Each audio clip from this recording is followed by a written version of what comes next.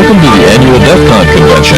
This meeting was held in exciting Las Vegas, Nevada from July 9th through the 11th, 1999. This is videotape number 35, How to be aware of security problems on your network.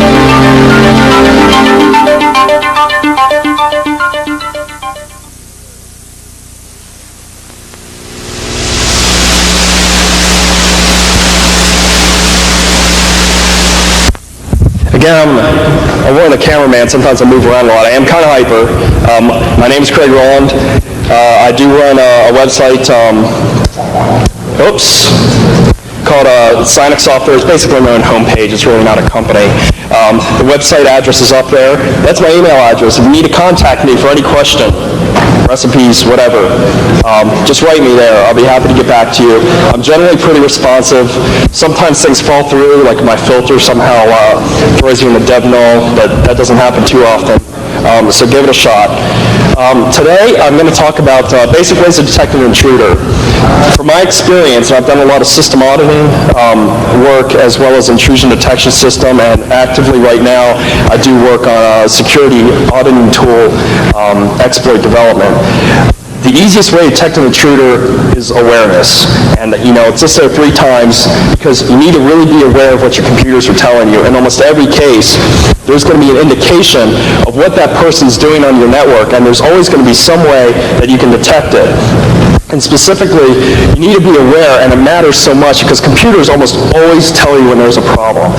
As stealthy as you want to be, if someone's coming in and causing bizarre application errors, like for instance, you're running bind 495, it's been working great. One morning, 2 a.m., it core dumps.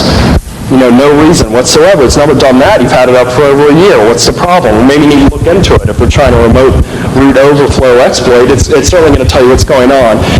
System errors too. When someone's banging on your system, it's very hard to be quiet. And even though a data may not specifically say, oh wow, I'm being hacked, they may indicate other error messages that certainly show that there's going to be a problem. So for instance, if you do a standard port scan against RSH, it's going to say illegal connect or connect on an illegal port. And basically what that means is someone connected to your RSH daemon from a high ephemeral port number, and yeah, it may not necessarily be a hack, but it certainly points to the fact that they're probably doing some type of port scan on you. Other things too, users may notice an application isn't working right, or they're corrupted or missing files, or somehow that some type of data that they thought they had entered is missing, or it's been corrupted, or it's returning incorrect values, and these are surely indicators that something's going on there. And a lot of problems you find on systems aren't caused by the computer system themselves. There's almost always some type of human behind it, and it may not be deliberate. It could just be a user fouling up somewhere, but a lot of times it can also indicate that there's an intruder hanging around there. The second point there is that every interaction with the computer system causes a change in its state. I don't care how subtle it is. If you log into a box, you are changing multiple items on that system that can be logged, audited, traced, and accounted on. This doesn't include just the basic stuff such as log files itself, but you have to process accounting records, log in accounting records. You have changes in maybe the swap file. You have changes in how much CPU is being used. And all these things can be looked at and monitored, and you can detect whether or not a problem is actually happening before it's become a really big issue. And the last thing here, and this is the thing that as an attacker, this is what they focus on. Attackers really are counting on you not to notice their presence. This is why there's so much stealth and sneaking around involved when you're hacking a system itself. Even the time of day that a hacker attacks a box is typically related for 2 things. One could be the insomnia, which is always present. But the second thing too is, at 3 a.m., people really aren't watching their boxes too close. So really, they're kind of on the fact that you're not going to be aware that they're there. So the basic thing, what I call a primary directive of computer security, is that under no circumstances will you ever allow an intruder on the target host system you control. This is for a variety of reasons. The basic one is that once an intruder gets on your box, you are quickly losing how many options you have left to prevent their spread throughout the entire network. In fact, I spent a lot of money this weekend contacting an animation and design house. And I made 3 special slides just for DEFCON. It's very important because they're going to illustrate the exact thing that's going to happen if an intruder gets a single toehold on one of your systems. The first thing they're going to do, whoa, and I go all the way to the end, and that's really bad. I've been hacked! They're going to start there. You got the evil hacker. And the first thing he's going to do, he's going to start crawling through your network, and he's just going to start breaking machines. He's got sniffers loaded up, he's got Trojan horses fired, and he's going to have binaries replaced, he's going to be social engineering users, he's going to be grabbing passwords, he's going to be going through your network, and he's going to be pulling out no password accounts. He's going to be cracking the passwords once he pulls the passwords back to his system, and he's just going to go on and on and on. Once he takes control of your network, and this is going to happen once they get on a single host, we've seen it lots of times. Once they take control of your network, there's only one possible thing left for them to do, and Hollywood has shown us this time and time again, and that is, in fact, the hacking of the Whopper supercomputer. And at this point, they're going to take over the military-industrial complex of the United States, which includes the jets, the helicopters, the tanks, the Viking slave ships, and they will eventually take over a fleet of hot air balloons, and they will take your tired, sleepless, ragged out sysadmin, and they're going to fly him up to the highest altitude they can attain, and they're going to throw his pathetic security-ridden ass over.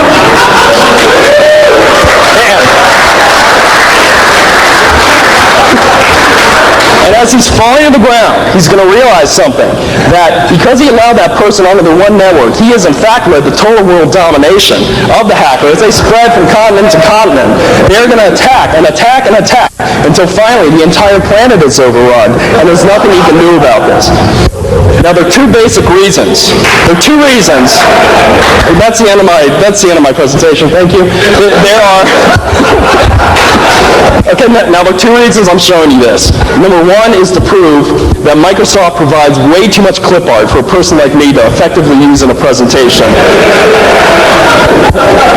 And point two is to illustrate the fact that once a person gets on your host, the amount of damage they can do by concealing their activities, spreading from host to host, and taking control of your network begins to approach infinity. And the amount of options you have left to control their spread through the network and clean up the situation rapidly approaches zero.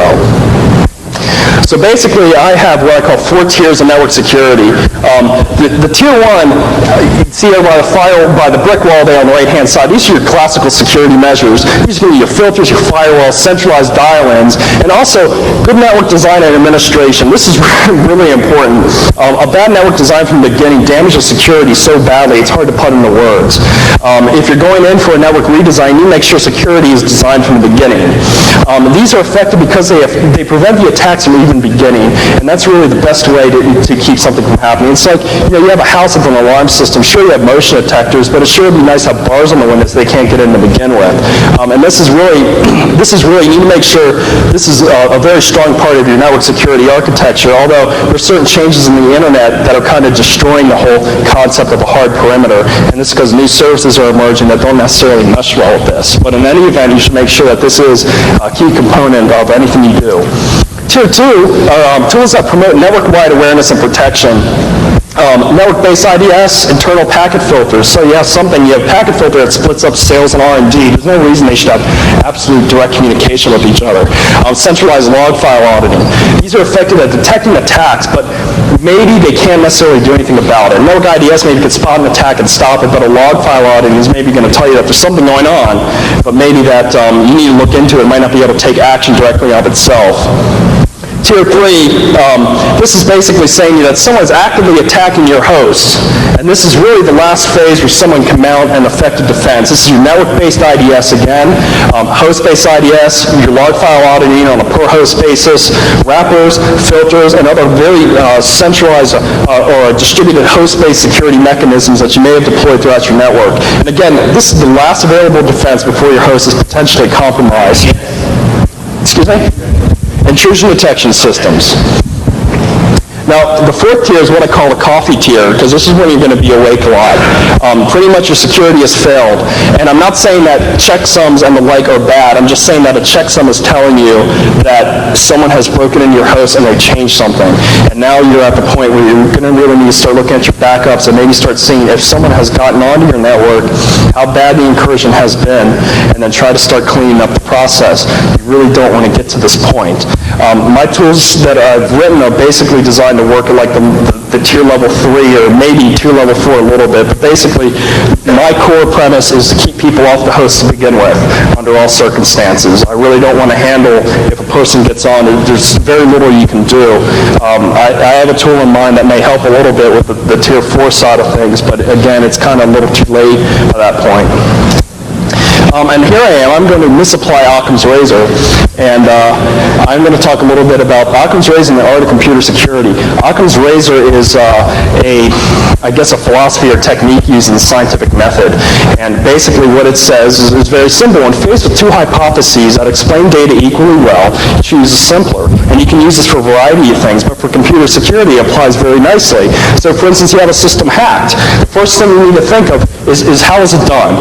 And you should think, wow, is it an elite exploit that isn't out on the web yet, or is it a common hole that perhaps I overlooked? And the answer almost always is it's probably a common hole you overlooked. So you need to look into that first, and if you can't find an answer at that point, then you really need to move on and say, maybe this is something unknown, and then escalate from there.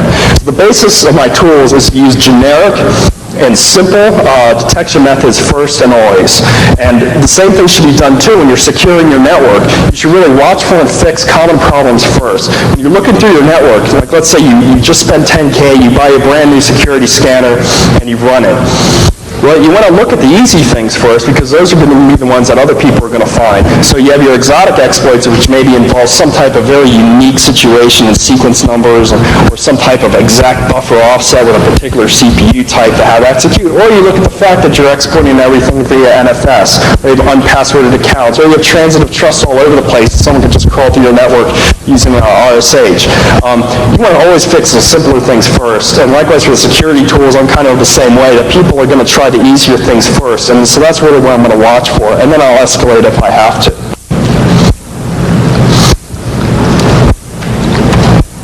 Now, the tools basically are pretty simple. LogCheck has been around for about 5 years, just as log file auditing. It's pretty basic.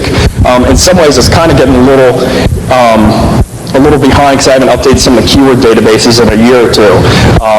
Port Sentry does port scan detection, and Host Sentry does log and anomaly detection, and that's my most recent release of a tool. LogCheck itself just watches log files. It's really simple. It's amazing how much information is gathered in your log files when someone's attacking you. And the thing is, you need to be able to look at the log files and determine what is and isn't a problem. And if you don't know what is or isn't a problem, then at least you have the information around to show someone else who may be able to pull that information out. And LogCheck basically is a clone of a TIA's Gauntlet script called frequentcheck.sh. This is probably from the older version of Gauntlet. I saw it run a couple times. I liked how it operated. It was pretty nice. LogCheck has 3 basic phases. The first phase is it's going to report known hacking attempts. So it's actually going to look through, and I have keyword files set out, like someone's verified root or expanding to something, or they're trying to pass on the UUD code, etc., etc. And I know these are hacking attempts. I'm going to flag them like that. The list isn't very long now because I really want to avoid false alarms there. Now, the second thing it looks for is reporting possible security problems, and this is done through a variety of mechanisms. Number one, I went through a whole bunch of daemons, and I pulled out error messages that they dropped the syslog that are probably security problems of some type. The second thing I did was I thought about how an author writing a security tool would represent something that's bad, which basically means I pull out words that are in the negative, such as denied or illegal or prohibited, and I dropped all these words in the keyword list at all. The last part here is something I really liked from the original script from Gauntlet. Basically, anything it didn't recognize as something to ignore, it reports. So if there's something going on that I haven't seen before in a daemon, you're going to hear about it because I haven't told it to ignore it. And this is really nice, especially a couple weeks ago I had a hard drive start footsing out on me. Well, I didn't know the driver was going to report a whole bunch of read errors, and I might not have seen those in the logs, but because it showed up as something not to ignore, it immediately came up and I could look into the problem itself. Now here's some examples I have here. This is very basic. Active system attack will just come up as that. I have a lot of custom daemons that report information to me. In one case here, right after the I guess it was named the overflow, I forgot which, but someone's doing a bind version request all over the place. It'll just come up and it'll just tell you that. It's pretty simple. The second one too, security violations. This is keyed on that word security alert. That's something Firewall Toolkit did. I kind of like that. I make all my daemons do that as well. A big problem with Unix in general is that the auditing pretty much stinks. If you get into the trusted versions of the OS, it's a lot better, but the problem with the Linux and the BSD versions is that that there's no real standard for an author to write to if there's a security problem. So how do they represent a security problem in your log? So really they make something up and they throw it in there and they hope that someone sees it. Sometimes it's a good message, sometimes it's not. It's one advantage that, for instance, NT has, because out of the box you have different sets of logging for security, system, or application errors, and that really helps go into your log files. Hoping one day that becomes more widespread under Unix. And here's actually a full thing here, where here someone did a heavy scan. I don't have the full thing because they're going for pages. They did a heavy scan against a host I controlled. Here they tried expanding root, generally not a good thing. I frown upon it. They went down here, unusual system events. Here they're hitting the packet filter, and they're having a fun time there, trying to hit telnet, IMAP, and POP3. Oh, they did something else too that was interesting. Here you can see they're coming from the telnet port, going to the telnet port. That's called source porting. They tried a source porting attack. They tried source porting from FTP data port 20, and they also tried regular scans using high ephemeral ports. What they're doing there is they're trying to hop my packet filter. If you've ever tried to do packet filter rules, it's complicated, and especially if you have a lot of services going on. And sometimes admins get things a little confused on how to let ports through. So if you perform a port scan and you try to come from the same port as you're going to, if they screwed up the packet filter rule, you can sometimes punch through it because they set the connection up two ways. So if you're doing port scanning, you should probably try that. If you're trying to protect against port scanning, you make sure you don't do that. There are some dangers with log check. One is log flooding. If you run an ancient version of syslog, and you have port 514 open, that's a UDP port. A UDP port means that I can send whatever information I want and make it appear to come from anyone, including your own host. So if I just start ramming information into your log files, I can fill up the log files, or I can make your reports come out very long. There's an additional danger too. I don't think log check has this problem, but there are other log file auditors that take action based on what's in that information. If I were to file something in to your log file, and like some properly placed semicolons, for instance, and you pipe that out to something, like a pager script you hacked up, I can start running commands in your host. So you need to remember that log files are completely untrusted data source, and you don't ever want to trust that data in the log files, and you certainly don't want to pull that data out and do anything with it unattended unless you have thoroughly gone through and had something clean it up. Because people can really insert some stuff in there. I haven't heard of anyone doing this yet, but it's certainly within the realm of possibilities. If you're using log check, don't modify it and make it run stuff based on that, because you may get bitten really bad. False alarms are another problem too. Sometimes with the way log check is, I can't accommodate every system. You're going to have to go through and tune it. There's no other way to put it. All the log file auditing tools are the same way pretty much. Port Sentry, this is a tool I wrote in October '97. I think after an evening I got frustrated because someone kept port scanning a box I couldn't firewall, and it was an older OS that patches weren't readily available for, so I decided just to give them something to port scan.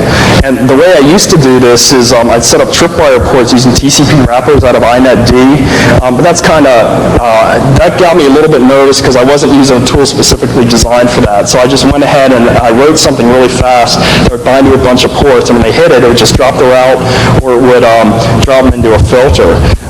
Basically, do all you know what a port scanner is? I may have to say, well, I'll explain anyway because someone doesn't want to admit it. Basically, a port scan is a person is attempting to contact your host and see if you have a port open for a hole they can potentially exploit, such as IMAP or port map or Mount D, et cetera, et cetera, et cetera. And they do this as a recon mechanism. So what you want to do is, if you can detect this early enough, you can actually stop them from gaining that reconnaissance information and get an alert at the same time that someone's doing this, and maybe it's a host you need to watch. Now, there are lots of other tools out there that do this, but Port Sentry really has something kind of, I guess, controversial is the only way to say it. I do real-time blocking. So if you hit a port and it's tripwired, you're going to immediately get dropped into a bad route or a packet filter or TCP wrappers, and your host is going to be actually denied access to the host itself. Now here I have the benefit of surprise. If someone's scanning your host and all of a sudden it just dies, it really isn't a good feeling. And then sometimes what you'll see them do is they'll actually go to a different host thinking that there's a bad route, and they'll try coming from that host, and they get dropped there. Well, now they've revealed two hosts that are probably hacked, and they're trying to get to your system on. And at that point, they may wise up and decide to move on, but sometimes they may go to a third host and try there too. And then usually by then they get the clue. That's kind of a nice thing to have. And when you're in warfare, especially if you read like The Art of War by Sun Tzu, surprise is a very big factor in winning any battle. Or you look back through history, surprise has really been a key factor. Here, they're really not expecting anything to happen. They're expecting to get a banner back. Well, don't give them a banner. The third one here is it doesn't play games with people. This is mainly referring to the concept like a honeypot, where you set up a system and kind of find out what they're trying to do. It has its application. I think for most people it doesn't, because you're keeping the person around. I want to spot the problem and get rid of them. Make them, go on to the neighbor. I don't want to play with you. I think this is generally a good idea for most people. Sometimes a honeypot can be interesting if you want to see what people are running. Most of the time, I don't. I think that mostly what they're running are what you can download yourself, and it usually isn't a good idea to egg them on. You start playing games with people, and they know it, like they find out, man, this is a honeypot the whole time. I just wasted 3 hours trying to crack this box. Maybe they just decide to download a Smurf program. A 14-year-old kid with a Smurf program can cause a bunch of problems for you. It doesn't take much skill to do that. So usually you just want to get rid of them. Theory of operations is pretty straightforward. The first mode bound to TCP ports only. And basically, you get a list of ports, it binds to them, it waits for a full connection, and then it drops the host. It's really kind of straightforward. People started writing me and saying, wow, it really would be nice if it did UDP. It really would be nice if it did stealth scans. And then I kept saying, well, if you do that, then someone could forge a scan and then drop your host. But enough people started writing that I figured to put the option in, give adequate warning, and let them make up their own mind. And that's kind of still my basis today. I've gotten a lot of heat over this, actually. People think that, it's some type of great vulnerability, and I know that. But at the same time, I think if people want to rate a risk, it may not be a tremendous vulnerability for certain hosts. And I think I could provide enough information in the documents that people can make up their own mind of what they want to do. I don't want to make the decision for them. As I said here, TCP is really simple and effective. It binds to a bunch of ports, but it may miss some scans, such as a port scan. When I originally released the tool, I actually mentioned the fact that a port scan I didn't think was a big deal. Stealth port scan I didn't think was a big deal. And the reason for this is because, from my experience, a lot of stealth port scanning is a precursor to an actual attack. And when people are coming in doing a stealth port scan, they're usually collecting data on a wide variety of hosts, and then they're going to come back later and kind of find out whether or not that host is going to cough up any information.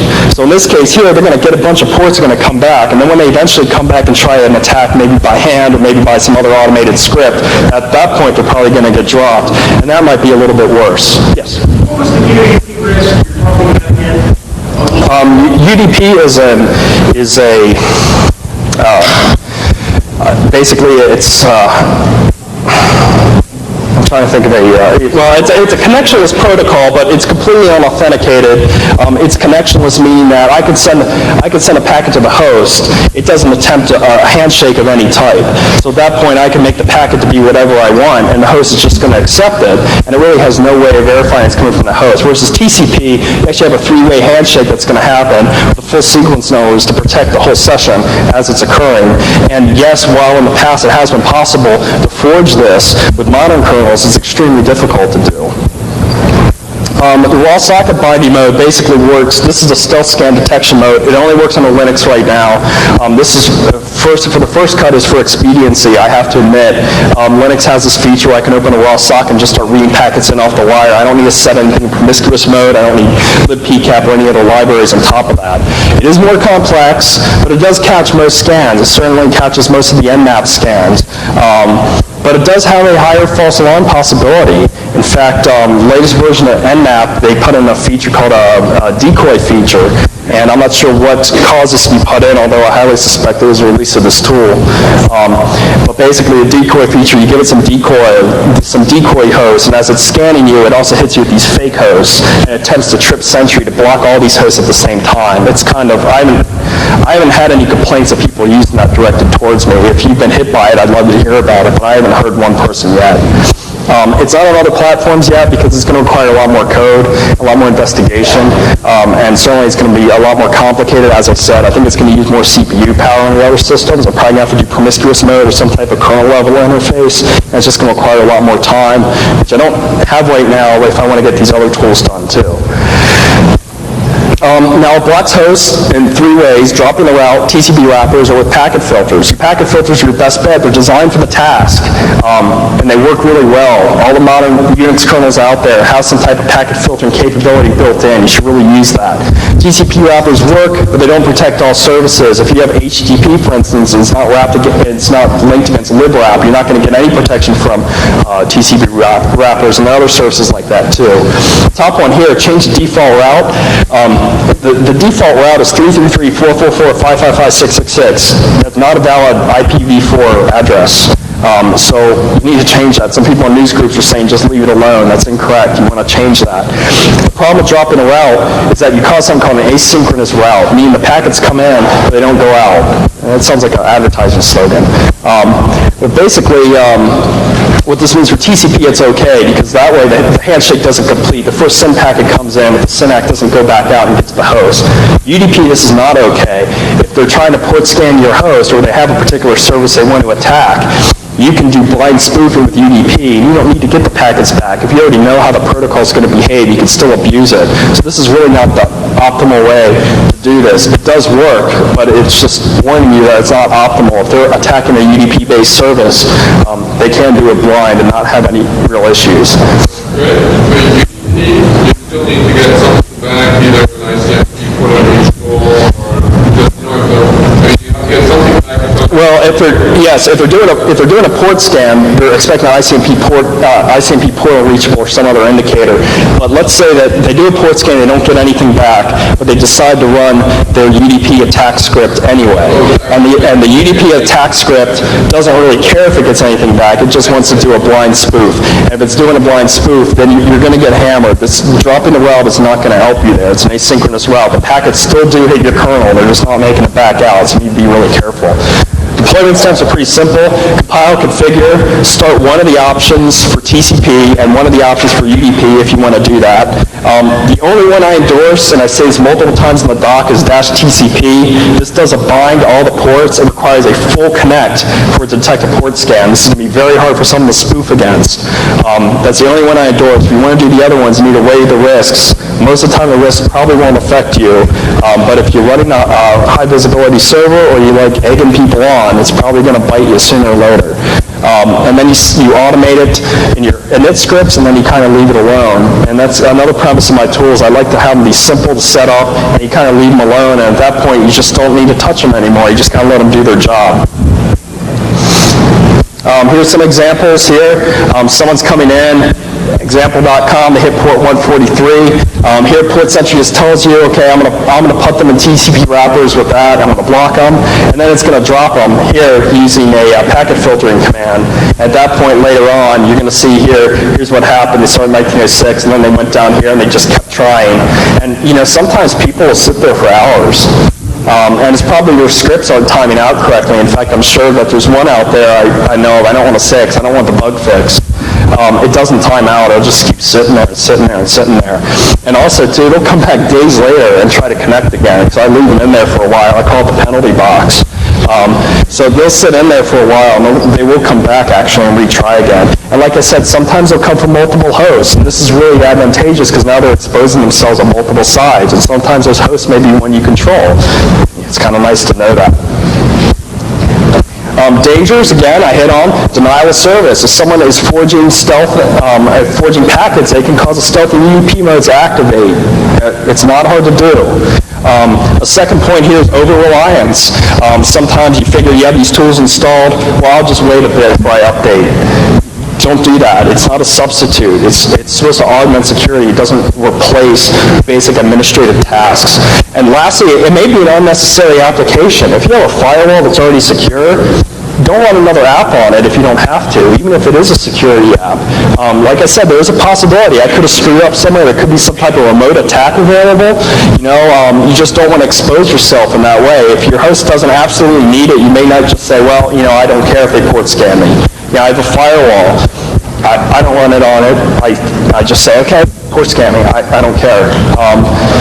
And sometimes that's the choice. Sometimes it's not. You're going to have to weigh it on a case-by-case basis. Host Sentry is something released, definitely not as popular as that Port Sentry tool is.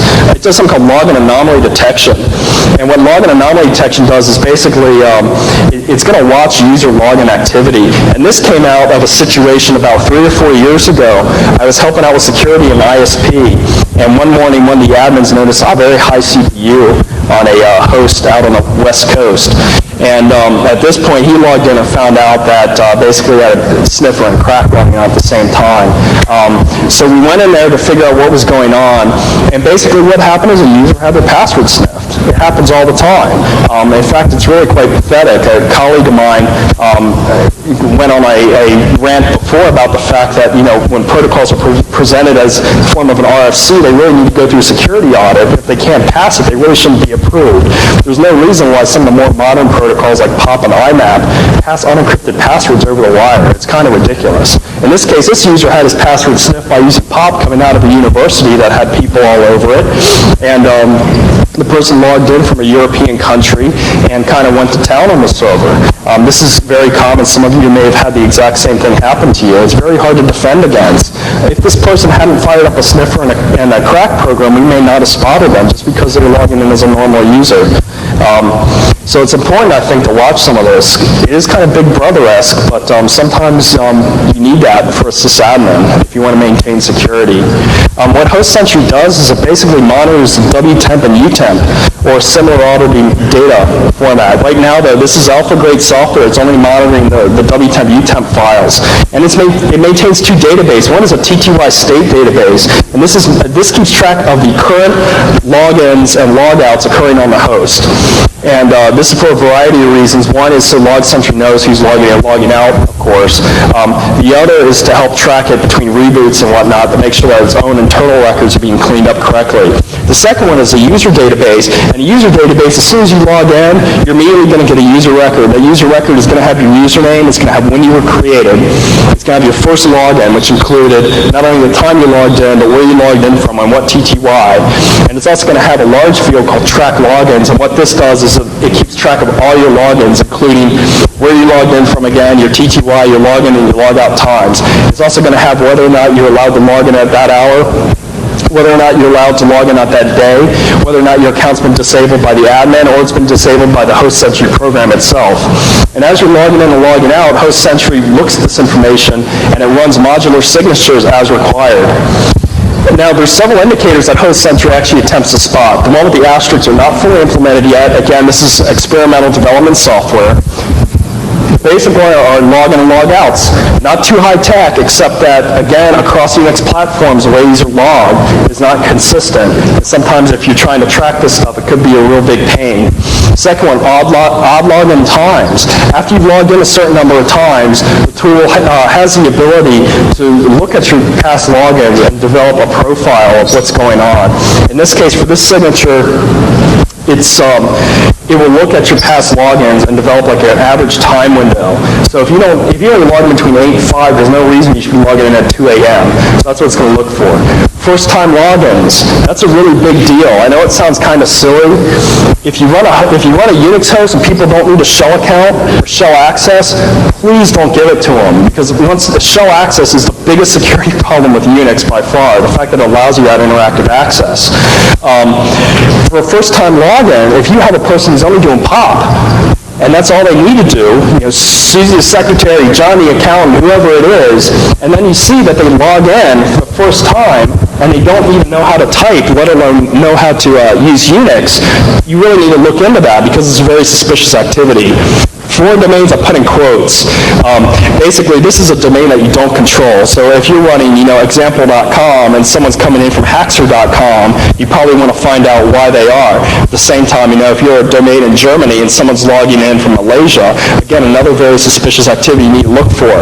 Unusual username inserted is another one too. This is kind of a strange one where basically I know what usernames are supposed to be in the password list, and if another person logs in with a username I'm not familiar with, I flag it it as an attack. And the reason for this, a recent exploit, like I think it was a stat D overflow, a lot of them insert a line at the bottom of the password file, like root or hacked or whatever.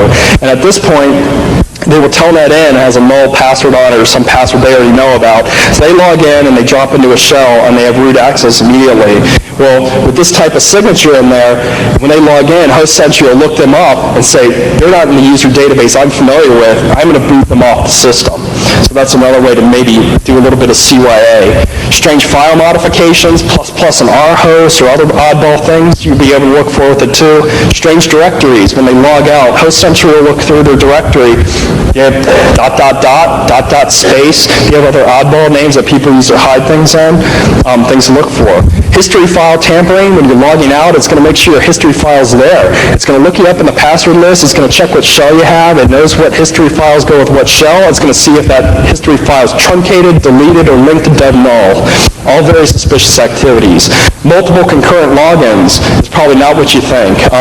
Basically, if someone's logging in, they have 5 X-terms open from a single host, not a big deal.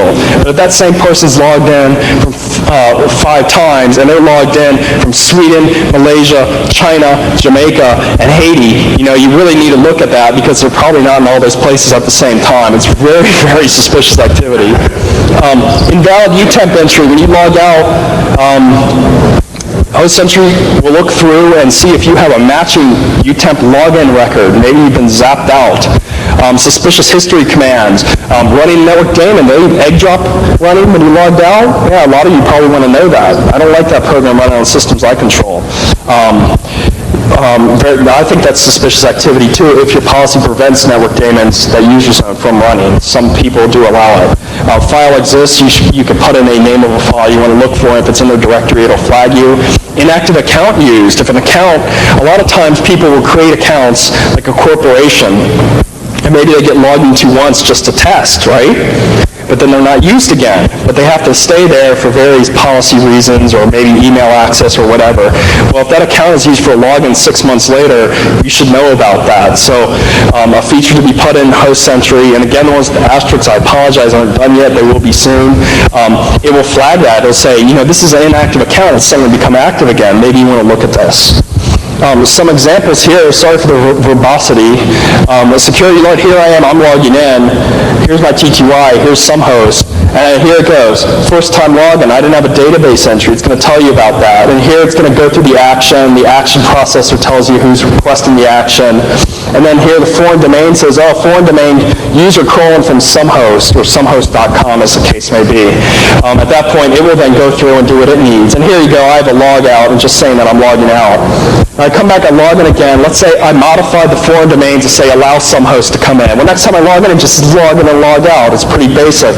No, the signature's fired. Let's say you have a test user. Test user logged in here.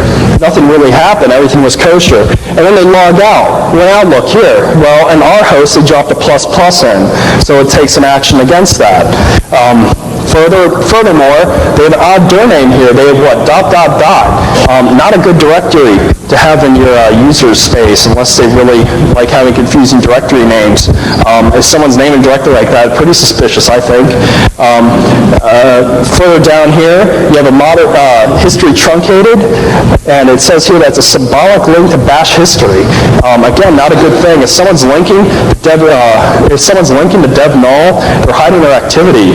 A lot of history files only write their data for the current session after they log out. So if you just remove a file, like a lot of people think they're slick. They remove a file, they think their history's clean, and they log out, but then the last thing the shell does is it writes out the history file, so they think that they've got away, but they really haven't. So the smarter people generally try to link it to dev null, so when it writes out, it just goes to dev null. One thing someone does that's kind of interesting, our history files for users, I forgot his name, I'm sorry, but he does a append-only mode on all his users' history files using the secure level flags, and that could be something useful for you. The database record here, I'm going to dump the database here, and here's what's in the user database. Created the first time login. Here are my logins. I only have 2, but you can see what's going on. These stamps here are Unix epoch. Your login days and hours aren't implemented yet. Whether it's disabled, these are just flags, and the total number of logins. This database will track all the users on your system, and eventually I'm going to have tools written up that can actually crawl through this entire thing and design pretty little web pages so you can actually track all this stuff and what users are doing when and where. Again, dangers. WTemp and UTemp, again, getting back to Unix, they're really not, I mean, they've been around for decades, but they're really just not very good. There's a possibility people can tamper with it. I'm assuming that root is not compromised on the host when these tools are running. It's obvious that if root is compromised, that people can really do whatever they want to anything, including my own tools. So it's possible that they could somehow tamper with the ability to write out that they're even logging in, and I may miss it. Additionally, if it's a service that's allowing a login, but it doesn't write to UTemp or WTemp, I may miss that too. So that's another possibility. The UTemp records are all different for BSD, Linux, and Solaris. Linux and Solaris are okay because their host record size is large enough. It's 255 bytes. That means if your host name is 255 bytes or below, I'm going to see the entire thing. Linux goes a step further because it also includes the IP address. And really, any auditing record, you always include the IP address because DNS entries are so easy to screw around with that they really can't be trusted. The problem with BSD is the UT host size in the UTemp struct is either 16 or 32 bytes long. So if you come in from a host named really long hostname.com, it's going to truncate it down to 16 or 32 bytes, and the records themselves may not be as complete as you'd like. In the case of host century, since I'm relying on that information to be there to make certain comparisons with the foreign domains and whatnot, you may get inaccurate results back. Again, won't help if root is compromised. And the last thing is, I consider like a last line of defense. It does not replace good security measures, such as protecting your passwords. If you're using services like POP and IMAP, you just need to make sure you take other measures too that are a little bit more robust. Closing thoughts are pretty straightforward. I'm real big on paying attention to your systems. They're almost always going to tell you when there's a problem. I can't exaggerate that enough.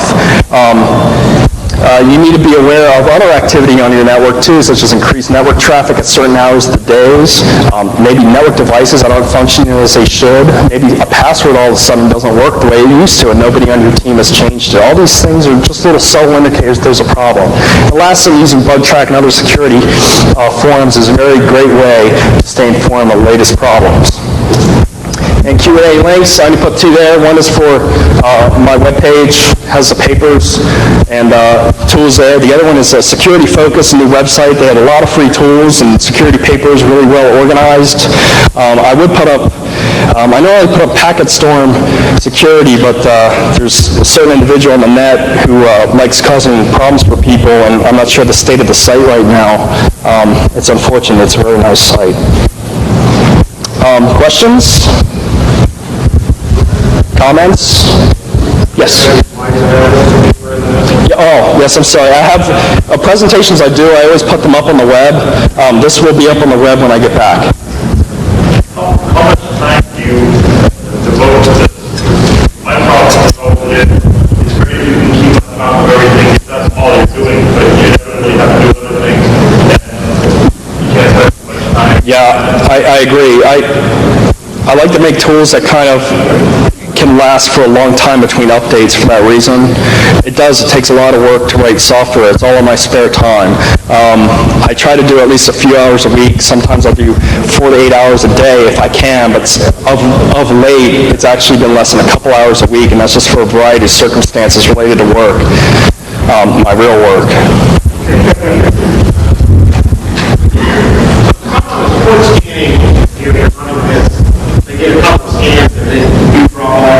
Well, ideally, they hit the first port. Like what I'll do if you're doing the basic TCP binding, I always have it bind like a few of the low ports first. If they're doing like a sequential scan, they hit those first, and by the time they get up to a higher port, they've already been dropped.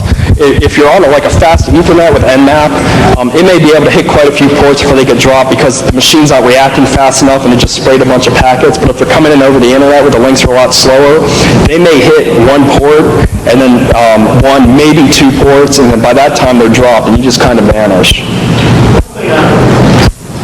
I'm sorry.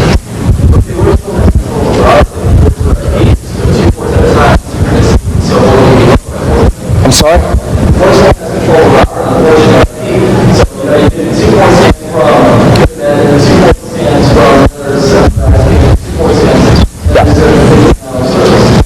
Yep.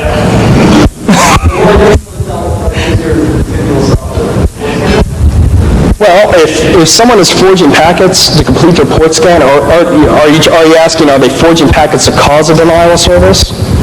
Forging like their IP address, so you can't. So like if you're trying to detect the port scan, Yeah, that's a possibility. I mean, that's just, it's something you need to deal with if you're doing stealth scan detection. And again, it depends how high profile of a target are you? How sophisticated an attack are you expecting to come in? This is assuming, too, that they actually know you're running the tool. You never want to really go out and tell everyone what your internal security measures are. I mean, sometimes, as much as people like to rag on security through obscurity, it actually really does have its place. So if they know you're running the tool, which I think is very foolish for you to go out and tell people what your internal security measures are again, yeah, they could do that. But are they? Because what's the purpose of their attack? Are they trying to gain access to your host, or are they trying to let you know with the screaming red banner that someone's screwing around with you? So you need to ask that question. If someone's playing games with you and you run the -TCP mode, which requires a full connect, it won't matter because they're not going to get any data back that's going to cause the port scan detection to fire. They're just going to get back, oh, maybe it's an open port. They're going to have to go back and do a full TCP connect to it, and then they're going to get shut out at that point if they're interested in looking at that port. Yes?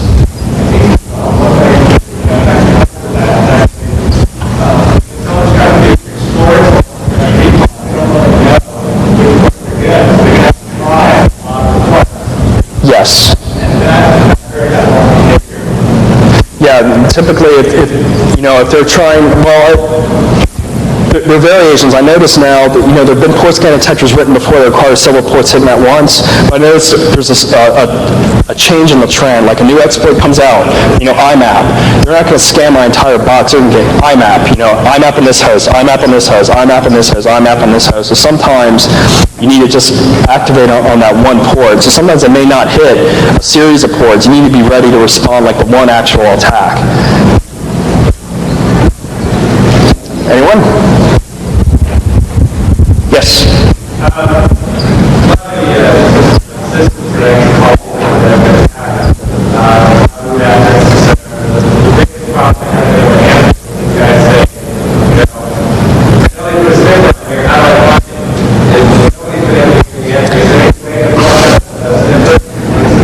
Like I said, I've seen scripts before that you need to be on the subnet where you think the sniffer is, and the scripts will again try to connect to some hosts and then see whether or not another host in that immediate subnet has done a DNS lookup on that IP, and at that point you can maybe pinpoint what it is.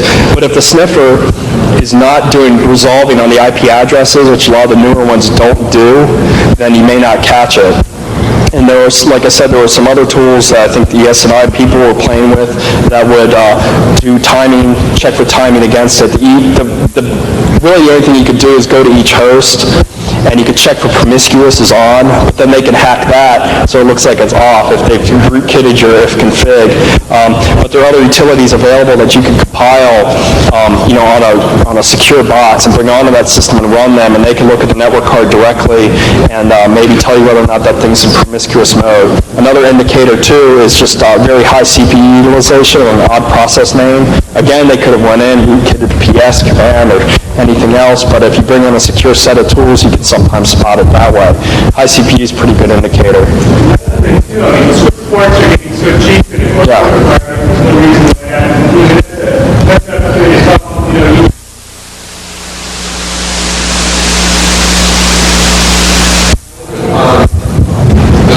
Did the loft release your tool yet? Okay, yeah, I haven't seen it yet. I really am interested in looking at that. It sounds really neat. The loft is releasing a tool called, I think, Anti-Sniff, which may be able to help some of what you're talking about. I'm sorry I don't have more information. I like to look at it myself. It sounds very useful.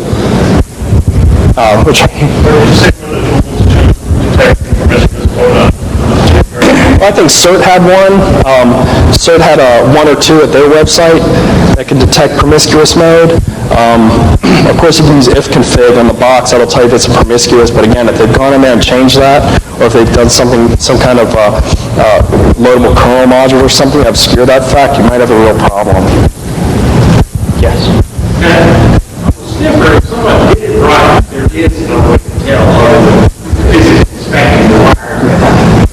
Yeah, but that gets into religious war.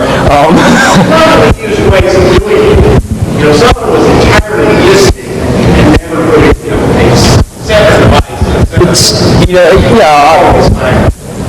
I agree. I mean, if someone puts up a promiscuous mode card that has no addresses or network protocols bound to it, it could probably be a real problem, but yeah. Anyone else?